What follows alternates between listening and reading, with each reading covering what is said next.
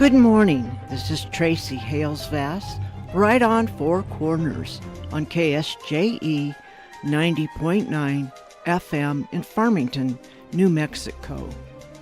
This morning I'm talking to Rory McClannahan, specifically about his book, Welcome to Golden. Good morning, Rory. Good morning. How are you doing in Albuquerque today? Well, it's a little cold today, but other than that, everything's sunshiny, and, it's a beautiful southwestern morning. You can't beat living here in New Mexico. You really can't, unless, of course, you're living in Golden. Well, that's fictional. Unfortunately, it is.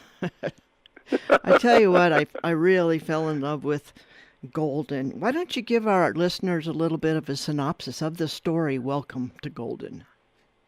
Well, Welcome to Golden. It's obviously, I'm a fan of the Matrix movies. Everybody loves the Matrix movies, right? Gratuitous violence, but the notion that we can be implanted or we're implanted in artificially intelligent type computer-driven communities. And, of course, in the Matrix, it's a whole world. But, my imagination went off and said, what if you had some sort of retirement community where people who have end-of-life type diseases like ALS and like renal failure, where their bodies have been, pretty much devastated, but their minds are still sharp. So the idea was that, or the notion was that, these people are injected with all these little nanoprobes that hook onto cells, and that way it makes their neural network, their brains, to be able to interact with computers that put them into the town of Golden, which is sort of based on our ideal of small town America, mid-20th century. Just think Mayberry, Right. And that's sort of where it's like, all right, and of course, the people in this, and it's like I think of my parents' generation who are now in their 80s, and starting to be afflicted with these things, and so it's like, wouldn't it be wonderful if I could give my father, for example, a chance at being young again, so he could go and he could wear his crew cuts and his rolled, have cigarettes rolled up in his t-shirt sleeves and listen to rock and roll and Elvis and just enjoy being a kid again. So the idea is a foundation is created, and people are put into this community, and they are the residents of this community, except, it's all in their imaginations. And when they're there, of course, the physics of, the laws of physics still exist within these areas, because they can't have people flying around and whatnot. But Right. The town doctor is a geriatric psychiatrist, because when you go into Golden, your body doesn't get sick, but your mind might. Right. So he is the only fellow that goes in between the computer-generated world and the living world. Once I created this world, I had to sort of decide, well, what happens in there, and of course with any sort of writer or any sort of work of narrative fiction, you got to have a conflict. So Right. for years, actually about 2 years, I sort of struggled with what am I going to do with this? What kind of conflicts am I going to put in there? And for the longest time, it was like, well, this could be like those old TV shows, Highway to Heaven, where you have your guest star coming in every week, and they have some sort of problem that has to be worked out before they die, and it's like, that's a little too schmaltzy. But then when I was looking at doing it dark, it was like, it's just a little too dark, and because it's just not my style. So. Mm-hmm. So it's a fun little mystery, because if you have a perfect town, if you want to really shake things up there, you put a killer in there, and that's what it did. So would you call it speculative fiction? That's exactly what I would call it. It's science fiction. People these days, when they think of science fiction, they think of spaceships, and they think of warring Star Wars and laser swords and all that kind of stuff, which is fine. I like that kind of stuff. But I grew up watching, The Twilight Zone. I grew up reading Harlan Ellison type stuff, where I loved Rod Serling's words about what Twilight Zone was. It's ordinary people put in extraordinary circumstances. And that's sort of what I write about, is just, it's a world that we recognize, but it's just off a little bit. It's perfect. Like I said, I wanted to go there. But you don't want to. Well, the ultimate, the only way to get out is to die. So I don't know that I want to go there too often. That's true.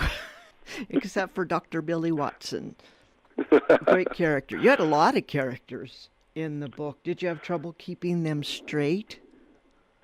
Actually, it was kind of funny because I had done this first draft. You've heard of the National Novel Writing Month? Yes. Which is held every November, and I usually use the Novembers to write first drafts of books that I'm working on. Uh-huh. So I had gotten, it's like, I got this one, I'm going to do it. And I had never written a mystery before. So I was piling my way through it, and I got about 3/4 of the way through, and it's like, I have no idea where this is going. So I had to stop, and I had to, I need to make a conscious effort of where this is going to end. What are the clues that point to who's doing the killing, and really think hard about this world and who the people are in it. So what I did, it's really kind of funny. I essentially, network TV shows in the old days, they used to have a Bible. That's what they call it, a Bible, where it's like, these are the characters, this is what they do, this is the story arc, these are the backgrounds for all these people. And they, create characters and how they fit in that. So it's like I had to create a Bible, but I wanted to make sure that, because there's and of course anybody who reads this, there's not 33 characters, but there's 33 people who are in Golden, and it's but I felt that I had to name them all. Right. So I was having a hard time coming up with names, so I went online and looked for the top 50 names of children born in 1937, I believe. Perfect. And then that's where I came up with, and then I found a list also of all the surnames, all the last names in America, and I just went through it and I just started listing off ones that sounded interesting. Of course you got White and Green and things like that, but you got to come up with sort of realistic names. It's like, I had a neighbor named Boone or whatever, and there it is. And so as I put these names together, I sort of came up with just brief backstories for these people. Even if they never appeared in the book, it's like, John Smith is a lawyer. He was into litigation, and he's always looking for a loophole, or for the people in Golden to screw up so he can sue them for everything they're worth. But and that guy never really even appeared. I think I may have mentioned the lawyer guy once or twice, but he wasn't a major character in that. But as I started doing that, it's like, I want to use this person, and I want to use this person, and the things started falling into place. And I was able to come up with a really good outline, including where's this going, who did this, and so then that way, that 3/4 that I had to go back and rewrite pretty much all of it. But I had it went quicker because I already had a roadmap of where I was going. Well, they're very real characters. Well, I think of my dad and my mom and their friends, and these were the people I was around when I was a child. So right. I think just about every one of the characters there is based on somebody I know, or somebody that I imagined who they were. Yeah, you can ask me about Fred Mckenzie. He is the creator of Golden, right. And he in the book he was a former child star, and he starred on a sitcom. Like Ozzie and Harriet for years and years, and he used that money to create this town, and to get that, and the Ozzie and Harriet is what got me. It's like, Ozzie and Harriet. So I started looking up and reading and doing some research on Ricky Nelson. And I imagine Freddie McKenzie is Ricky Nelson had he not died. Right. Mixed with a little bit of the dude from The Big Lebowski. Of course. Because if they ever make a movie of this, I want Jeff Bridges in that part. I can see that. But it's the more I got into it, it's just the more I just loved that character and I loved that guy, and yes. It was just fun to write him, and then to have his daughter and Jenny, who runs the foundation in the real world, right. And they have this relationship that's always been at loggerheads with each other, mm-hmm. And there's Billy, who's the town doctor, who's in between them because he's in literally between two worlds. And who among us hasn't felt that way if we've been in the middle of some sort of family argument like That's that? right. So there's a lot of dynamics going on in there that I was just really pleased with the way that it came out. Yeah, well, this would be a good time for you to read a little bit of Golden. Welcome to Golden for us. Okay, I one of the jobs that Dr. Billy Watson has to do is that he has to be there for the end of the people's lives that are his patients. Mm-hmm. So originally, this started out as just a short story called Reaper, because it was like he was the Grim Reaper. Right. And so there was a scene that I had in that short story that it's like, I'm going to use this in the book. So I'm going to, from this point, that's sort of the scene that I'm putting that I'm going to read about, is that this is part of his job, the end of the life portion of it.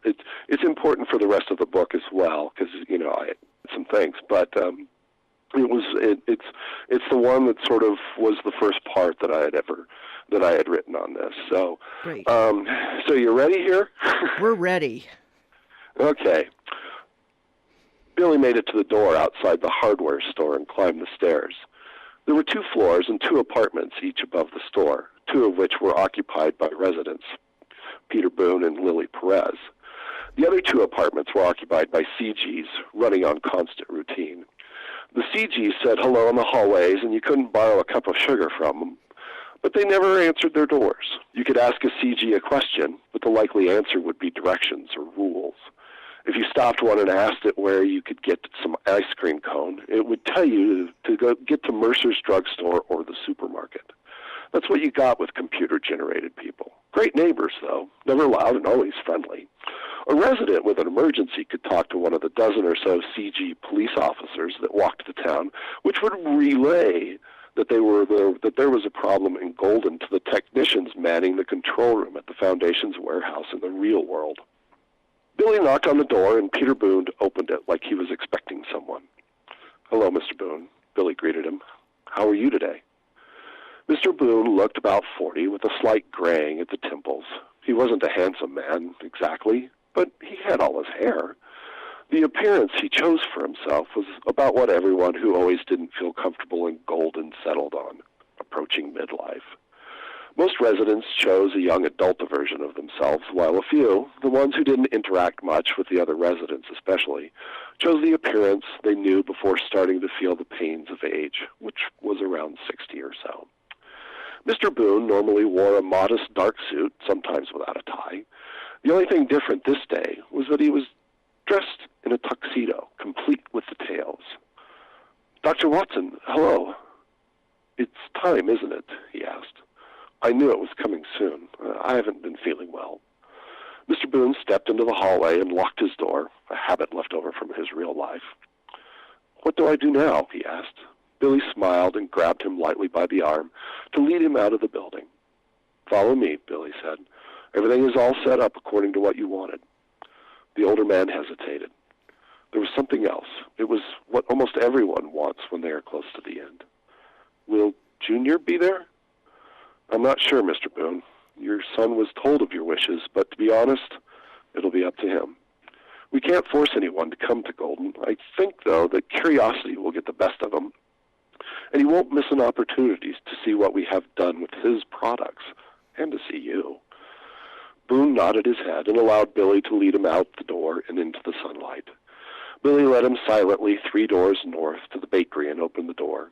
A CG greeted them and asked them to take a number. Billy ignored the computer-generated counterman and opened the door that had the word office emblazoned upon it in official letters. Part of the experience of Golden for its residents was that they could design their ending. If you wanted to go out on a beach at sunset, it was created by the computers in one of 15 special rooms around the town designed for that purpose. It was to one of these rooms that Billy led Peter Boone, which is why when they opened the office store at the bakery, the pair found themselves backstage at Carnegie Hall. Billy and Mr. Boone could hear a rustling crowd and the arguing of a man with a CG stagehand. The man wasn't making much headway. "I'm looking for my father. They said he would be here." "5 minutes to showtime," the CG said to him. "You keep saying that. Why won't you give me a straight answer?" "5 minutes to showtime," the CG answered. Billy was glad to see Mr. Boone's son had made it, but upset that he had arrived before they did. Junior Boone looked almost exactly like his father. They were about the same age. "Junior?" Mr. Boone said. The younger man looked over to his father. They hesitated, not sure what to do, before they virtually leapt into each other's arms. "Where are we, Dad?" Junior asked. Billy answered before Mr. Boone could. "I'm Dr. Watson. We talked yesterday about the process," Billy said, offering his hand. Boone Jr. took it and shook. He was puzzled. "Dr. Watson? You can't be Dr. Watson. He was a young guy. You're older?" "I know. That's how I look here. Our residents are more comfortable with a doctor who looks more experienced. We can talk about that later. Let me assure you that I am the same Dr. Watson you talked to yesterday, and we are backstage at Carnegie Hall. Your father is about to go on the stage to perform." The older man grinned, but his hands also shook with nerves. "Something I've always dreamed of doing," he said. CG stepped up and said, "It's time, Mr. Boone. Break a leg." Peter Boone took a deep breath and walked out onto the stage. The crowd raised its collective voice in appreciation. He sat at the piano bench and began playing while his son looked on with pride. "When I was a kid, he always used to play an upright we had in the parlor, funny little tunes that made me laugh. I never knew he was this good," he whispered in Billy's ear. "In Golden, you can do anything." After Mr. Boone had finished a Mozart concerto, he got up from the bench and began to bow. He waved to his son to come over with him. Billy had to push Junior onto the stage. He once more hugged his father, and the two of them came over to Billy, both with identical grins.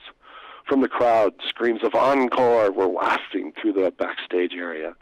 Billy indicated that Mr. Boone had to go back out. Junior tried to follow, but Billy held his arm to hold him back. "This part he can only do alone." Mr. Boone addressed the audience. "This is for my son. We weren't always close, and maybe I wasn't the best father, but I never stopped loving him." He sat at the bench and began playing Red River Valley, or at least that's what Billy thought he heard. After the first verse, Peter Boone sat straight up. He looked over to his son and smiled and waved. Then he was gone. "That's it? He's dead?" "Yes."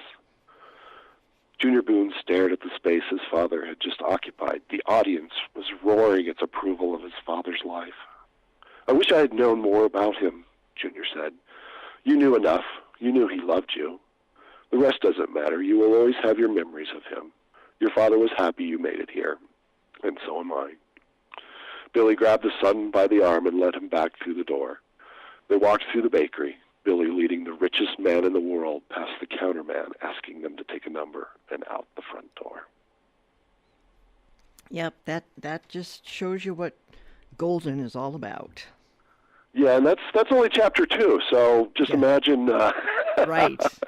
But yeah, that was essentially the first piece, the first part that I had written on this. It's a lot different than what I had actually written, but it goes on, and just to, if anybody's interested in reading this, that Boone Jr. is, when he says he's the richest man in the world, he's sort of like this Bill Gates type character. That's what I saw, yeah. Because of the technology that this guy's company created, they were able to create Golden, and of course, if anybody's ever interested in Elvis is in here, and he makes an appearance. Only it's kind of a twist on what we think about Elvis. Right. And I guess we haven't talked about the character of Ruth. Yeah, Ruth's great. Ruth's actually Billy's grandma. Ruth is actually the name of my great-grandmother. That's who she's based. That's who she's based upon. Although my great-grandmother, she died when she was 93. She had been working in the garden in the morning, and then she went in to lay down and take a nap, and that was it. So she didn't have to go through a long process. That's the way to do it. Of an illness or anything like that. But she was just one of those sweet old ladies who had this twinkle in her eye that you knew that years ago she wouldn't take any guff off of anybody. Full of spit and vinegar, as they used to say.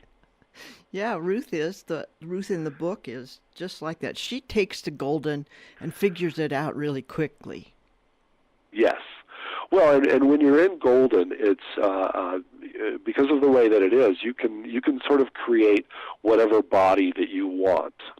So you can create your own avatar, to use the vernacular. Right. So if you want to look young, you can look young. If you and Ruth chooses to be a child, she chooses to look 10 or 11 years old, even though she's well into her 80s, and she's able to change that on a dime. So she can look like a child, she can look like a young woman, she can look like a middle-aged grandmother. And she can easily change between that. And the residents can also create whatever they want.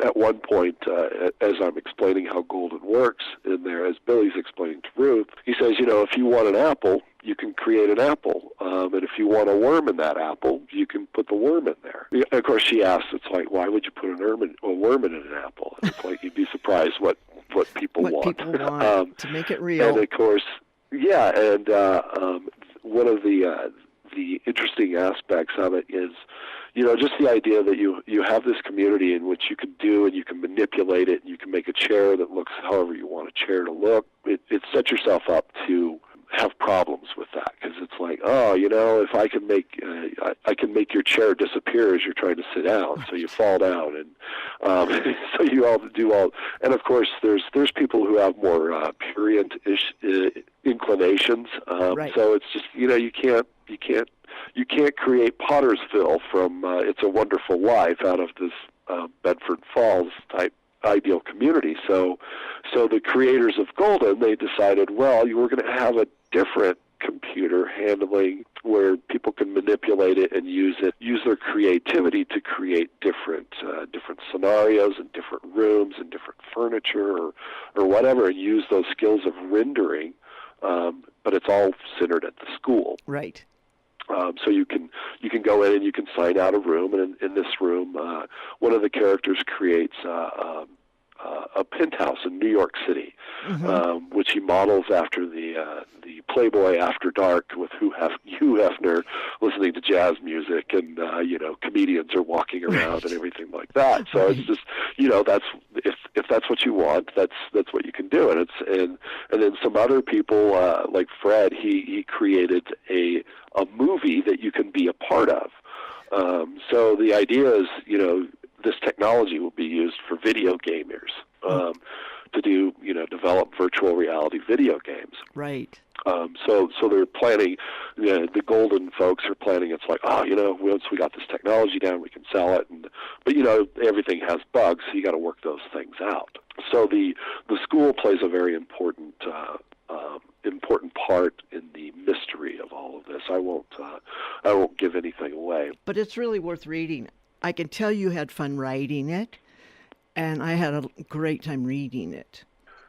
Well, thank you. It's to hear that somebody reads what you write and is like, I really done. And every now and then I'll get emails, because my email address is in the back of the book. It's like, send me a letter, and got a woman from Australia who said, I really loved this, and what else have you written, and are you going to make a sequel, and all these different things. And it's like, right. It's sort of startling sometimes, but I always appreciate it, and it was fun to write, and I hope people have fun reading it. I'm sure they will. Now you, like you said, you have a day job as a newspaper writer.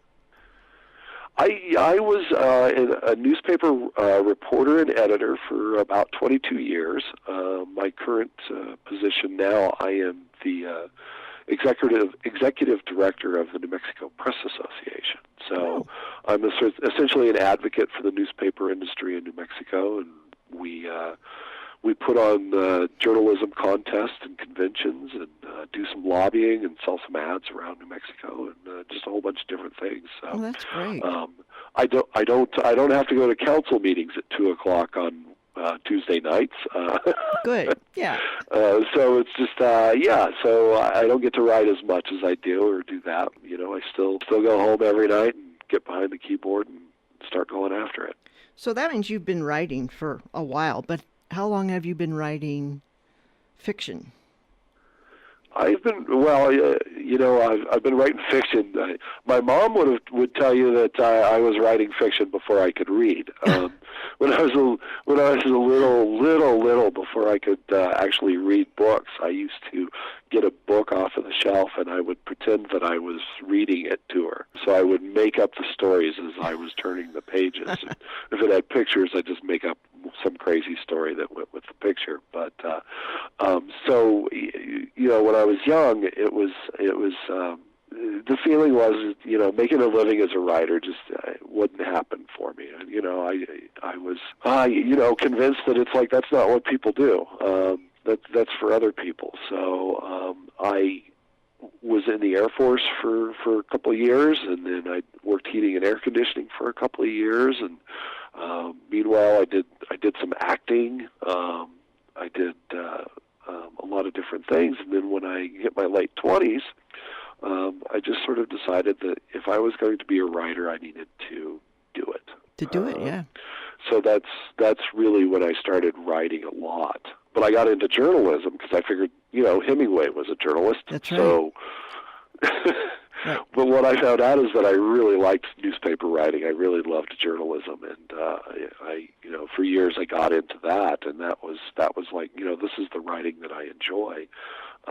But after, somewhat of about 10 years in the career, it's like, I want to write fiction. I want to try writing fiction. And since then, I've written 3 books, working on a collection of short stories now. What I found is the journalism, because I've interviewed so many people and I've talked to so many people, that dialogue's easy for me to write, because I know that guy. I interviewed him that one time. And, I can see that in Welcome to Golden. The dialogue is very natural. The voice is very different. Thank you. Yeah, it's you got to work at those things, and it's like, I'm sure you've read enough stories, and I know I have, where it's like, this is a great story, it's a great book, but his dialogue is horrible. Yes. It's like if you had never heard a person talk. Exactly.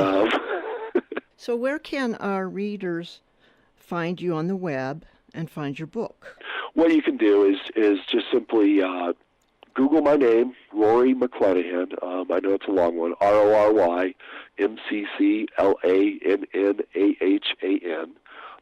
And my Amazon page will come up, and you can access all my books there. I mean, in addition to the fiction that I've written, I also have 2 books of essays, which are a collection of the newspaper columns that I had written for 12 years on a weekly basis. And they're funny stuff and just observation and existential musings about things. But my fiction is what I really like. Right. And of course, you can swing by Goodreads. I'm on there too, so you can see my page there, and it has all the links and relevant information and emails that you can do it. And even if it's not my story, support local authors, support people in the arts, support writers and artists and musicians, and because these are the people who make life interesting and fun. Well, that's a good place to wrap it up. Thank you so much. Well, Tracy, thank you very much. I really appreciate you doing this, and keep up the good work. And it's like you're one of the great supporters of the arts here in New Mexico, and I hope all your listeners appreciate you for that. Thank you. And that was Rory McClannahan talking to us about his speculative fiction, Welcome to Golden. This is Tracy Hales-Vass, right on Four Corners on KSJE 90.9 FM, Farmington, New Mexico.